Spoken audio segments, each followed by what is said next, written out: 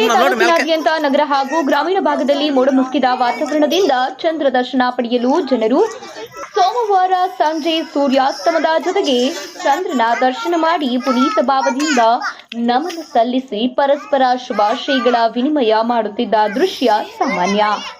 ಚಂದ್ರ ದರ್ಶನವಾಗುತ್ತಲೇ ಮಹಿಳೆಯರು ಮನೆಯ ಅಂಗಳದಲ್ಲಿ ದೀಪ ಹಚ್ಚಿ ಪೂಜೆ ಸಲ್ಲಿಸಿ ದೇವಸ್ಥಾನಗಳಿಗೆ ತೆರಳಿ ದೇವರಿಗೆ ಪೂಜೆ ಸಲ್ಲಿಸಿ ಹಿರಿಯರಿಗೆ ನಮಸ್ಕರಿಸುವುದು ಕಂಡುಬಂತು.